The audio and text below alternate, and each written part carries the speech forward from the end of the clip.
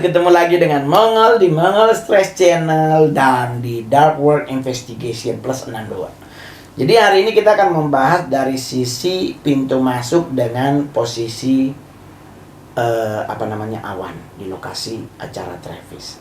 Bukan awan di lokasi acara sih sebenarnya, lebih ke pintu masuk aja dulu. Pintu masuk. Oke. Ya kan, jadi pintu masuk Travis itu memiliki desain yang sangat luar biasa apik, ya kan. Semua orang harus masuk hanya melewati mulut yang sama juga di posternya kan juga ada orang masuk harus melewati mulut. Sebenarnya menjadi bahaya atau tidak kembali lagi ke kitanya. Jadi di saat kita masuk ke dalam ruangan ini, ke dalam mulutnya ini, apa yang ada di dalam itu kita nggak ada yang tahu. Sama sekali nggak ada yang tahu. Apakah di dalam sini ada barcode? Apakah di dalam sini mungkin harus apa? Harus bagaimana? Kita nggak ada yang tahu. Kenapa kamu nggak pergi scanning memory? What for? Teman-teman, kalau Anda melakukan yang namanya scanning memory maupun astral, ada yang namanya capek. Paranormal yang keren sekalipun, yang punya ilmu yang mumpuni sekalipun, tidak akan pernah bisa astral atau scan memory dalam 1 hari 2 kali. Hanya bisa minum obat sehari 2 kali. Astral itu membutuhkan tenaga. Kenapa butuh tenaga? Scanning memory juga itu butuh tenaga. Di saat kita melakukan 2 hal tersebut, tenaga kita akan terkuras. Kalau bahasa kasarnya lu akan doyong. Oh, lu bisa recovery. Coy, kalau sampai lu bisa merecovery kecapean lu setelah melewati lorong waktu, berarti lu bukan anak Tuhan, coy. Bisa-bisa lu spider satanik. Ya gak, Ki? Nggak mungkin, bro. Gua aja dunia tuh ada banyak yang punya ilmu pentagram, tapi tidak semua menguasai 5-nya. Hanya segelintir orang yang bisa menguasai 5 itu. Segelintir orang itu bisa nembus tembok tanpa terlihat. Tetapi ingat baik-baik, kalau Tuhan mengizinkan itu tidak bisa engkau lewati, game, bro. Nabrak tembok, bener tembok. Tapi kalau lu punya kekuatan yang lebih, oke. Nah ini, lu ngelewatin tembok yang fisik. Apalagi lu ngelewatin lorong waktu, bro. Lu melewati lorong waktu, itu lu harus mengkompromikan banyak hal. Your mind, your power, itu harus benar-benar solid. Nah, lu balik kembali. Wow. Jadi jangan sampai justru yang lu lakuin adalah mengelilingi dalam bentuk hayalan. Itu main berarti. Jadi bukan astral projection yang raw. Astral maupun scanning memory melakukan sistemnya adalah raw.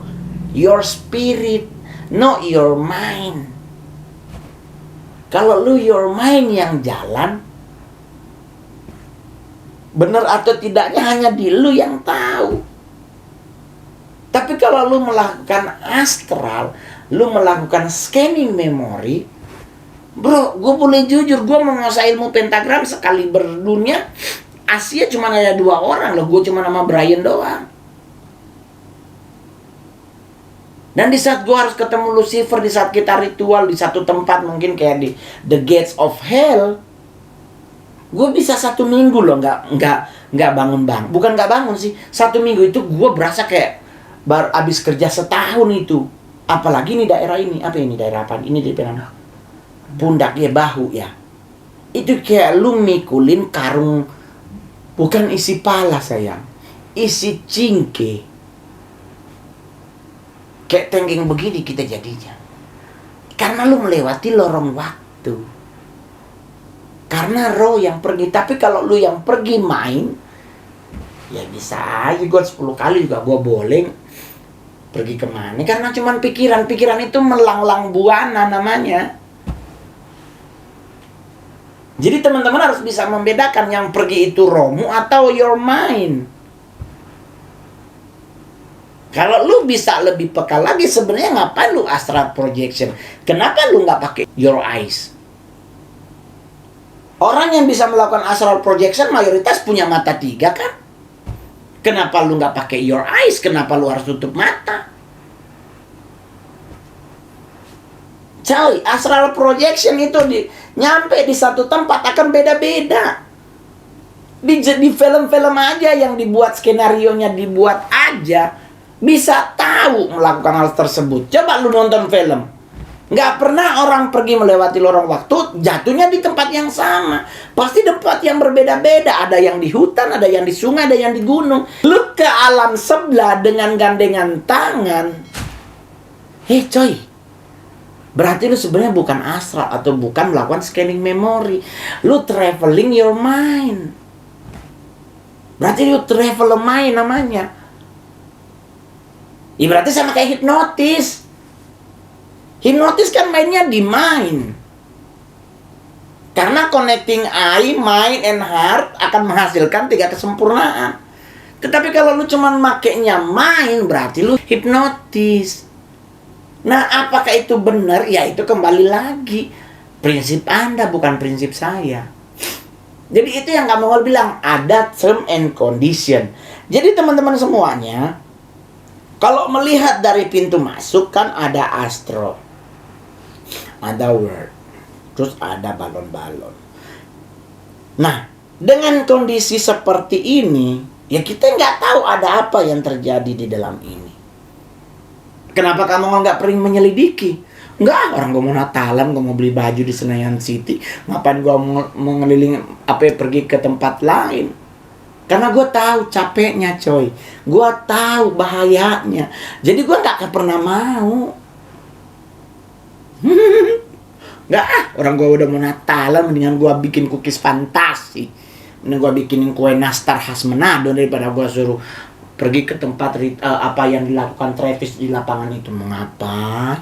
Mendingan gua naik Gojek ke Senayan City, Plaza Indonesia, ke Pasar Baru, beli cincin berlian baru. Iya kan? Jadi logic is logic. Jadi buat teman-teman semuanya, kita balikin lagi. Yang melakukan itu Travis. Dosa dia yang tanggung. Tapi kalau kita melakukan tuduhan itu, kita juga akan menjadi pihak yang sama, menjadi pihak yang berdosa. Karena penghakiman itu Tuhan yang punya bagian. Jangan kita ambil alih. Jangan kita menyerupai seperti Tuhan. Itu kan pepatah, itu yang kalimat Kak Mongol bilang, jadilah sahabat buat temanmu, jangan jadi Tuhan buat temanmu. Karena setiap manusia punya fase yang berbeda-beda, punya proses yang berbeda-beda. Tetapi proses itu kita jalani dengan kemampuan diri dan keyakinan diri bahwa kita bisa melewati proses. Terus yang kedua, dengan restu orang tua dan dukungan dari sahabat-sahabat, kita pasti akan menjadi pribadi yang menyongsong hari depan tuh lebih cemerlang, lebih yakin bahwa oke, I can do everything karena dukungan teman-teman. Yang kedua, kemampuan diri kita. Jadi jangan terlalu ribet. Kalau bicara yang lain, itu tadi kamu bilang, harus ada syarat dan ketentuan yang harus dipatuhi baik di alam roh maupun di alam manusia. Nah, tinggal di diri kitanya, teman-teman. Ya. Dan ingat baik-baik, di saat kita masuk ke dunia kegelapan, atau bahasa Inggrisnya the darkness, itu adalah titik yang bisa menyelamatkan dirimu hanya Tuhan. Lu gak bisa menyelamatkan diri lu kalau lu tertawan di alam roh. Apalagi khususnya di the darkness area. Oleh sebab itu kenapa Kak Mongol selalu melarang. Kenapa Kak Mongol selalu mengingatkan jangan. Jangan teman-teman. Mendingan ayo kita sama-sama ngumpul, khusus orang-orang yang pengen belajar tentang satanologi, kita pengen belajar tentang the kingdom of the darkness, kita belajar tentang teritori spirit, kita belajar tentang spiritual mapping, kita mau belajar tentang curse by the darkness, kutukan dari kegelapan. Ayo kita duduk sama-sama. Banyak sumber. Ada banyak anggota-anggota penyesatan, anggota-anggota yang suka terlibat di Walpurgisnacht. Ada banyak teman-teman yang terlibat di Halloween khusus altar. Ada banyak yang udah hidupnya dalam posisi benar, dalam posisi sedang menuju kebenaran yang hakiki. Banyak. Kita panggil aja mereka sharing, jangan kita yang kesana. Saya sangat tidak menganjurkan Anda untuk mempelajari dunia astral maupun dunia yang di seberang kita. Memang benar, tipis bagaikan sutra.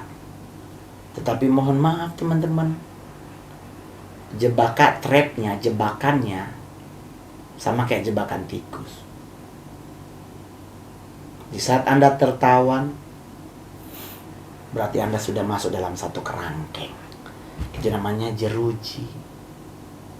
Untuk keluar dari situ hanya Tuhan. Mak lu mau jungkir balik di bawah pohon minta anaknya berubah, kalau ternyata yang masuk udah roh orang lain. Ingat baik-baik teman-teman, di dunia ini banyak roh yang bergentayangan. Banyak. Khusus ada yang beragama Kristen, Matius 4 ayat 1 sampai 11, di situ ditulis baik-baik, dijelaskan sangat rinci. Yesus dicobai di padang gurun, iblis menawarkan penawaran terakhir.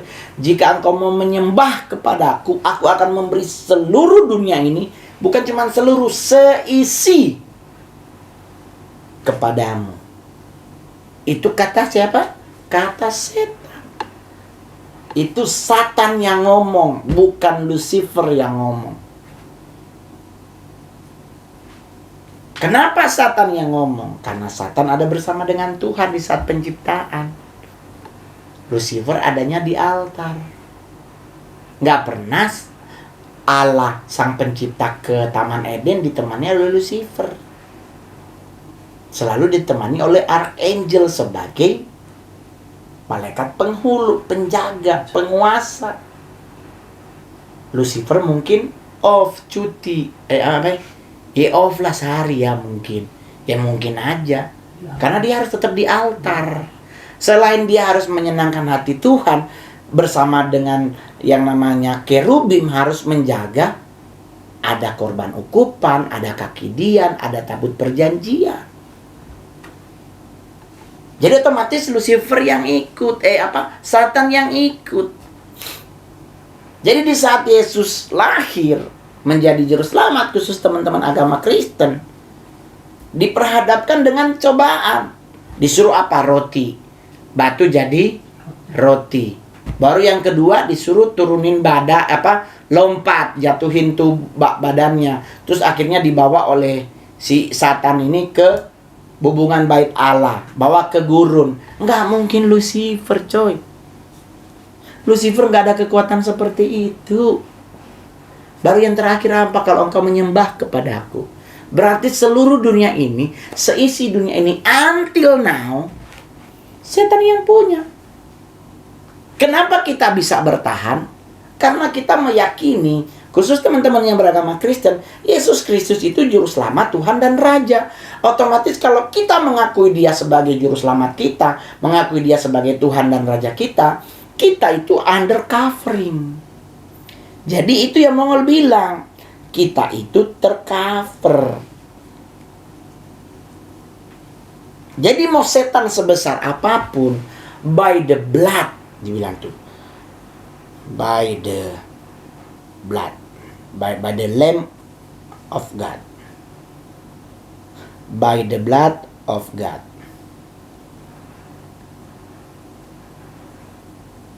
Everything under control, teman-teman.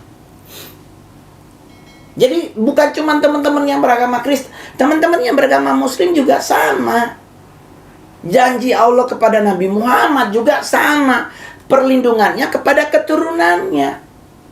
Bahkan kalau kita teman-teman Kristen juga baca di Alkitab, janji Tuhan kepada keturunan Ismail itu juga luar biasa, teman-teman. Dan itulah kenapa kita harus saling menghargai, kita saling menghormati, kita saling menyayangi. Jadi jangan sampai ada cuman masalah sepele akhirnya kita menjadi berantem. Gak usah. Ishak dan Ismail dijanjikan hal yang sama. Akan menjadi bangsa yang besar. Keturunannya seperti pasir di laut dan bintang di langit. Jadi buat teman-teman yang beragama Muslim, perlindungan Allah itu tetap ya dan amin. Kenapa Kak Mongol selalu bilang baca doa, baca Al-Fatihah, baca Anas, baca ayat kursi, ya kan? Tadarusan. Karena dengan Anda melakukan hal tersebut, berarti Anda memperkokoh, mempertebal iman. Nah, kalau kita imannya tebel, imannya kuat, nggak akan pernah tergeser oleh angin pengajaran yang nggak jelas. Sama juga dengan kita yang Kristen. Baca Alkitab. Baca. Karena pedang roh itu firman Tuhan sendiri. Bagaimana kita mau berperang dengan satani kalau pedang roh kita kayak pisau pramuka? Orang kita baca Alkitab nanti kalau tanggal 24, 25, 26 Desember. Akhirnya di saat kita berperang dengan setan, setan pakai samurai, orang yang pisau pramuka. Meninggal lebih dulu orang. Meninggal duluan. Jadi buat teman-teman, pertahankan imanmu, yakini siapa Tuhanmu, dan yakinlah bahwa perlindungannya akan tetap menyertai kita. Itulah kenapa kamu pakai nama Immanuel. God be with you. Tuhan besertaku. Lah kalau Tuhan beserta Mongol, siapa yang berani ngobekin Mongol? Ini mohon maaf loh teman-teman, Kak Mongol jadi stand up comedian. Emang teman-teman pikir gampang Kak Mongol melewati hidup? Tuduhan ada pakai susuk lah. Kak Mongol katanya beginilah, punya guru lah, begini-begini. Gue punya guru, tapi guru SD sampai SMP SMA. Ada ngajari matematika, PMP, PPKN dulu PMP. Orkes, olahraga dan kesenian. Ada tuh Ibu Marantika yang ngajarin Kak Mongol nyanyi. Ya kan? Jadi, gak ada guru ya. Tapi apakah gue punya spiritual, punya guru spiritual? Nggak ada. Siapa guru spiritual gue? Angki, Dedi. Gue lebih tua. Siapa guru spiritual Mongol? Nggak ada. Ada orang tua rohani. Ada Mam Indri Gautama, ada Pastor Abraham Yuwono. Mereka adalah orang tua rohani Mongol. Ada Oma Abui. Mereka adalah orang tua rohani. Ada kakak-kakak rohani yang selalu mengingatkan Mongol kalau udah mulai keluar dari jalur firman yang Tuhan tetapkan. Jadi buat teman-teman, santai aja. Apakah nanti Mongol kayaknya nanti 2022 akan ada konser lagi yang memakan jiwa? Jangan terlalu cepat mengambil sebuah kesimpulan. Jangan. Tetapi untuk selanjutnya Kak Mongol lebih selalu mengingatkan untuk dari 22 sampai ke 25 adalah waktu untuk kita waspada. Karena ya mudah-mudahan salah. Mudah-mudahan salah. 2022 until 25 Kak Mongol akan coba jelasin nanti di konten selanjutnya teman-teman. Oke. Karena Kak Mongol mau ngasih tahu banyak hal yang luar biasa. Program kerja satanik itu until 25. Sampai 25. Nah, dari 25 ke atas otomatis program kerja baru. Nah, Kak Mongol kan udah nggak ada di sana. Kak Mongol nggak bisa lagi melacak. Tetapi tetap pasti Tuhan akan tolong. Oke coy? Jangan lupa di subscribe, di like, di share, di komen, dan lonceng.